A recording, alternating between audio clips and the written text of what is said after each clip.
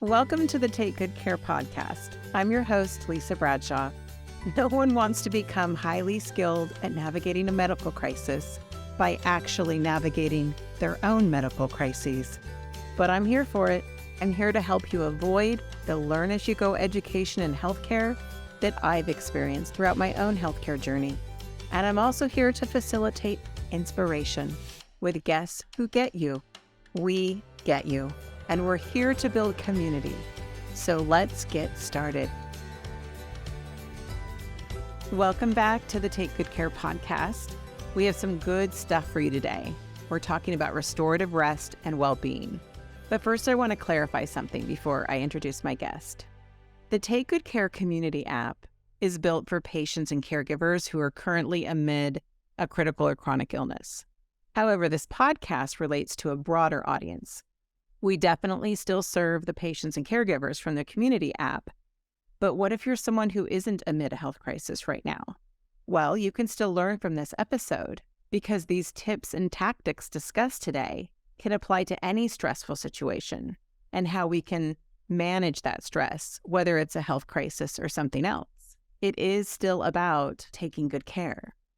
And there's no better time than now to learn these skills and how we can apply them to our lives. So on today's podcast episode, I have Doreen, and she is an RN, and she is also a stress and well-being coach.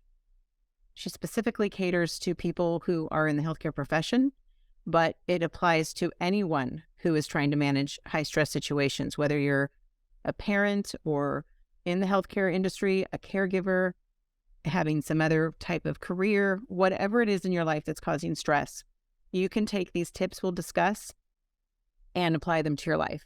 Actually, literally immediately. Karen, I'm really looking forward to our conversation today. I know you have a plethora of tips for us, including habit stacking and other things that really help us get focused on our health and our well-being. So thank you for being here. Glad to be here. Your story is that you are a nurse and you had to figure out a way to reduce your own stress. You know, a lot of times what we do in our career is we're trying to solve a problem. And so you started by trying to solve your own problem. Exactly. Yeah.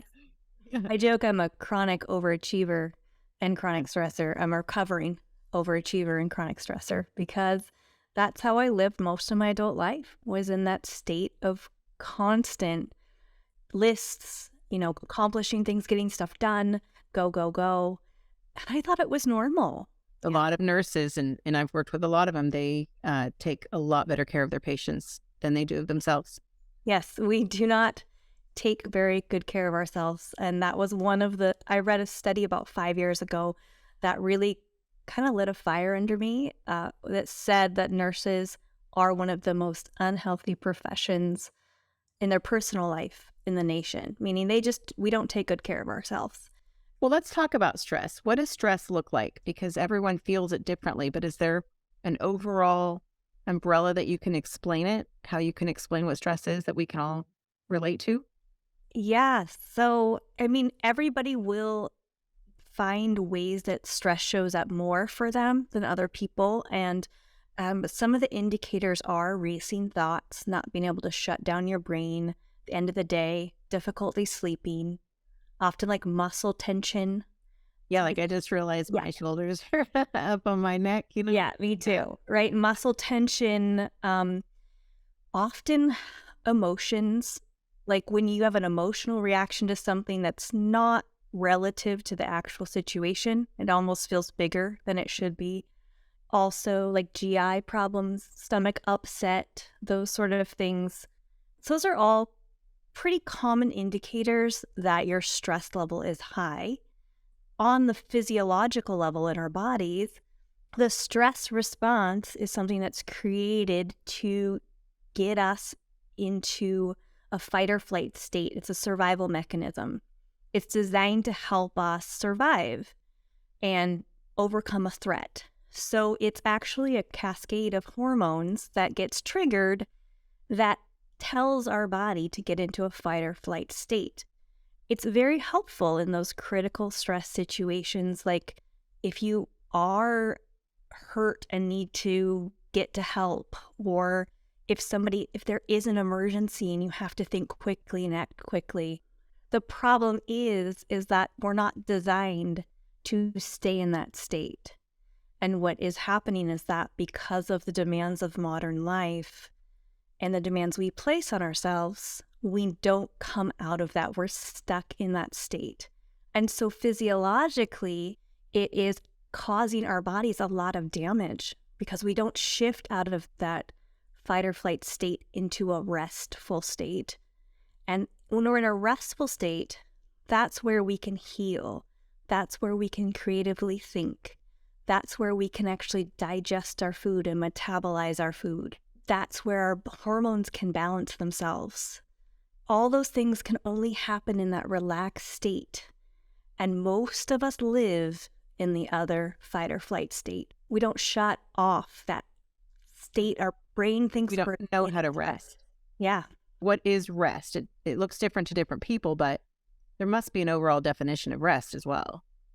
The best way I can describe it is rest is something that helps you shift your nervous system into that rest state.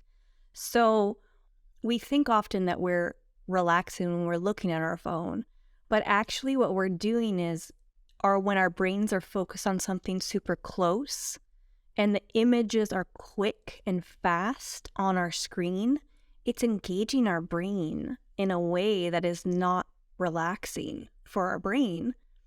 And what we're seeing and thinking is what's triggering our stress response. So we're not going to really shift our nervous system as effectively as if we just sat down and looked out into your yard and observed the flowers. When we actually physically move our eyes up and look at a horizon or look out, that actually also triggers your brain to be more in a relaxed state. That's why just sitting on the beach and looking at a horizon or looking at the ocean, well, that's one of the reasons. I mean, people like to be at the beach. It's relaxing. There's a lot of other great things about the beach, but they've done some studies. And water in general, right? I read a lot about that as well. You do training for people and you have a whole system in place. So let's start with your pillars, I think you call them. Yes. Let's talk about that. Just give me an overview and let's dive in. Yes. So one of my loves is also education and making health information accessible to people. And so I knew that to move somebody from an exhausted, overwhelmed state of indecision, and you need to take them on a journey and do it step by step and give them a structure that someone's already thought out. They don't have to think about it, right? They're just going to do one step after another. And how do you make it simple and accessible to make progress? And those small, simple habits that you can do are going to make the most difference as opposed to these huge, big things that you may only do for a day or two and not sustain. So I really work at helping people make small changes that's going to give them that motivation, and really then you can add and layer on those habits. But you got to start small. Well, and you think about stress too. So the last thing we want to do is stress ourselves out about not being stressed, thinking big picture, I don't think I can be a person who can really rest, or really probably even more is admitting and identifying that you are a stressed person, that you are carrying stress in all areas of your life, and that you need to slow down and start to move forward and come up with these remedies. So these remedies, number one. So rest is essentially recognizing that you have to pause. You do have to create that space to regulate your nervous system. And actively rest. Yes. Yep. And understanding to that shift between your shifting into the rest and digest part of your nervous system. Practice doing that. So the simplest way that I start teaching people to do is paying attention to your breath, meaning deep breathing at intervals throughout your day. And the reason I teach this is because every time I teach it, I'm reminded to do it myself, and it makes a difference. So, Well, and I read recently that you take in this deep breath, and then at the end of that, you take this little extra bit in that when you think you can't take another breath in, and then you let that out slowly. And oh, it was instant. It's literally instantaneous that you feel better. And it doesn't matter if you can't identify what feels better. right. What part of that did that help? If you feel better, you feel better. And that just leads to more feeling better. Right. I mean, your goal is to start feeling better as quick as possible so that you have the capacity to then make bigger changes over time. The beautiful thing about deep breathing is that it is so accessible. We all know how to breathe. There's a host of different ways to breathe deeply, but to get the benefit, you really can just breathe in a way that feels natural to you. And I encourage people to find a trigger in their life, something they do normally every day. It could be every time you get into your car, or every time you stop at a stoplight, or sit down to your desk, or take a drink of water. Using that to remind yourself to take deep breaths. The reason it works is because our brain gives our body signals, but our body also gives our brain signals. If we're stressed and then our body starts breathing deeply and calmly, like we're relaxed, like we do when we sleep, our brain gets the signal and says, oh, hey, I thought I was stressed, but you know what? Maybe I'm not. And it can shift into a more relaxed state. I think also your body, it can start to anticipate, like you said, okay, so I'm brushing my teeth before bed. I'm going to take some deep breaths, and at least twice a day, right? Because we brush our teeth ideally twice a day. Some people more, some people less. No judgment. But we take that opportunity for that habit that we know is there every day. So we just have to kind of play games with ourselves to think, okay, yep, that would fit. That's when I'd want to do that. Exactly. Yeah. And that's one of the things that I hope my clients do too, is find those ways to incorporate those habits that make sense for them, that are really easy and can kind of be fun. Right. The less barrier you have to implementing a new habit, the easier it will be, and the most likely you're going to stick with it. Exactly. Okay, pillar number 2. This is such good stuff. I love this. I've learned so much from you already just in how to conduct the rest of my day today. Oh, good. That's what I love about this, what you're teaching here, is that it's instant. Yes. Your very next step of the day, you could implement these things and feel better. Yes. Okay. Yes. Okay, pillar 2. Pillar 2, reconnect. So reconnect, meaning reconnecting to your body. Because when we are stressed, we stop listening to what our body is telling us.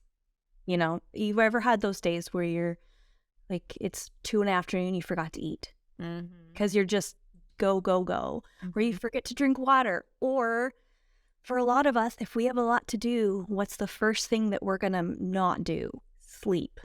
You know, so we don't listen to what our body is telling us. Maybe we're really physically tired because we haven't slept well.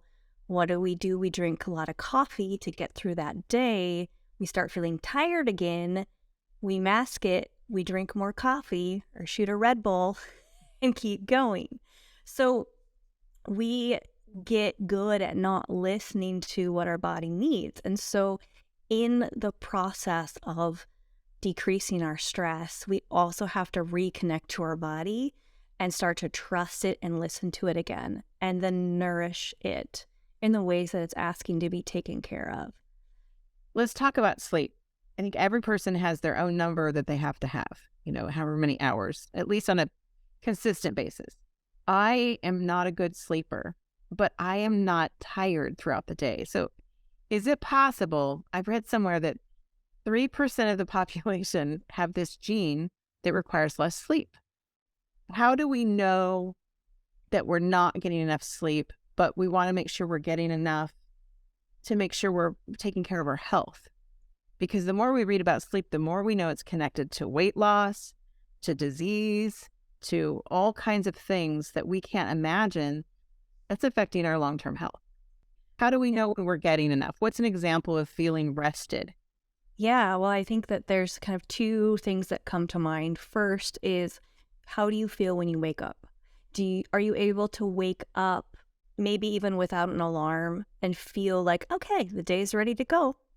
And do you not necessarily need naps throughout the day, or do you fall asleep pretty well at night? Those are kind of all indications that, you're probably getting enough sleep if you wake up feeling rested. Thank you for answering that question, because I've talked to a lot of people who are like, wow, sleep is important. I didn't really realize that. Yeah, so we all do need different amounts of rest and sleep. And I think it's also important to explore that for yourself and honor that I need a lot of sleep. I'm one of those people that it's my favorite thing to do. So I need I need to optimize that for how my body works. The cool thing now though is there's a lot of new technologies out there that actually will track your sleep. So I started wearing the watch yesterday. oh good. Yeah. Yeah, so there are sleep trackers that will tell you the quality of sleep, because the quality is really more important than the time. I remember once having a bad cold, like bronchitis, when I was on a trip, and it was a work trip. And I went to a local urgent care, and she said, I'm sorry, I'm just going to load you up, because this looks like it's viral, but doesn't mean it won't turn into an infection. And you're not going to get better till you get home. You're not going to get the rest you need till you get home. So what I have learned from that experience and other experiences like it is, we can't heal if we can't sleep. When we're sick, what do? Our body wants to sleep more. So that just naturally lends to the fact that our body needs sleep to heal from even the simplest things that we aren't paying attention to. It's just that we, on a daily basis, need to restore ourselves. Yeah, your body really only can heal when it's in that rest state. And so sleep is really critical to that. It's also really critical to our immune system. Having really quality rest is a preventative thing as well. When we are going through a stressful time, an illness, hospitalization, you do need to just honor the fact that that is part of the treatment plan, is rest. So what can you do to make space for that extra rest? That's it. That's a very good point. Third and final pillar. Yes. So the third and final pillar is restore, meaning restoring things that bring you joy, creativity, play, beauty, connection to that which is greater. All those things help connect us and actually decrease our stress as well. Unfortunately, when we are stressed, we're often in a tunnel vision on what we have to do next. We're often in that kind of survival state, and we forget about those things that might seem frivolous, like art or play or music or all those things. But those things help us decrease our stress. And they also bring a more purpose to our life. So it helps us to remind ourselves of who we are and what's valuable to us and how we're unique. And when in dealing with stress, incorporating those things that bring you joy earlier in the process, even if they're in little ways, helps bring you energy. Quite simply, when we are connecting with other people, we feel safer. We feel connected to community.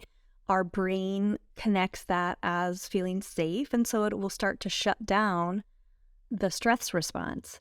Mm-hmm. So even if maybe you can't go out to eat with a friend, even just connecting with the person who's making your coffee, Right. having a conversation, texting somebody and saying, hey, I'm just thinking about you.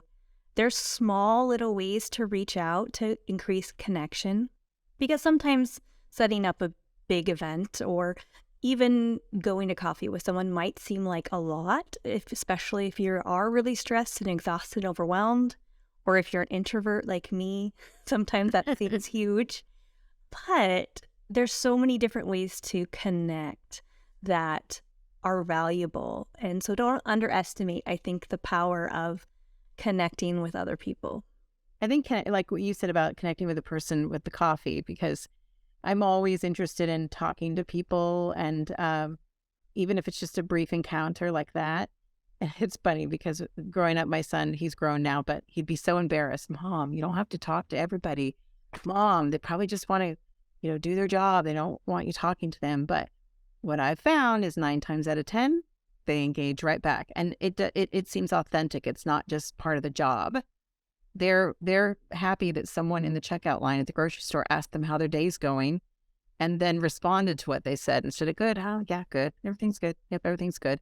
But, taking it a little step further to have that extra connection, and then a promise the next time you're in that same line, you're going to get a different type of response or a little extra engagement from them too. In our conversation in the empathetic healthcare practices course, we talked about second opinions with Dr. Berman, and she was talking about how we build relationship with patients. And I said, well, I'm sure that we don't expect you to treat a patient any differently because you know them better, because you've had this connection with them. And she said, I would push back on that. I would say that we tend to take better care of people we care about. And I think that that's true in what you're describing of reaching out to people, making a connection with strangers, trying to make sure that, you get those endorphins going or whatever it is that happens to us. What is the study about hugging? That what it does for our bodies to hug people. And I'm not a big hugger, but I know when I get a good one or I give a good one, I feel better. Right. We are created to be in community. And like you mentioned in healthcare, as a nurse, those patients that I feel like I understand better, it's easier for me to advocate for them. It's easier for me to kind of speak to what they need if I feel connected to them. I mean, I'm still going to do a really good job for anybody, even if they're mean and they don't like me. Yeah. Because that's my job. But those patients that I know are open to conversation with me and are open to education, there's more that I can feel like I can do for them. If I have extra time, right, I'm going to want to go and connect with that patient and maybe even just sit with them and talk to them about this new diagnosis and what kind of support they might need and how can I help them get connected with that. So I do think that those relationships, I know they're very valuable. And seeing each other in the healthcare industry, we're people first. When I feel that from my patients, it means a lot for them to see me as a person too. All of what we've shared today, I mean, very useful tips about the breathing, about, thinking about how do you restore? What makes you tick? What lights your fire? And you have to be okay with getting to know yourself a little better if you're someone who's listening to this and thinking, gosh, when was the last time I did something for myself? What does that even look like? Exactly. Well, thank you for being here. I'm really, I like I said, I love meeting people and then figuring out sometimes that it's a good fit for a conversation like this. So it definitely is. And I appreciate your time and your energy toward this. And I know you've helped lots of people. I've heard good things about you. So I know you'll help some people today too. Thank you. These conversations are valuable to me and I really am glad to be part of them. So thank you.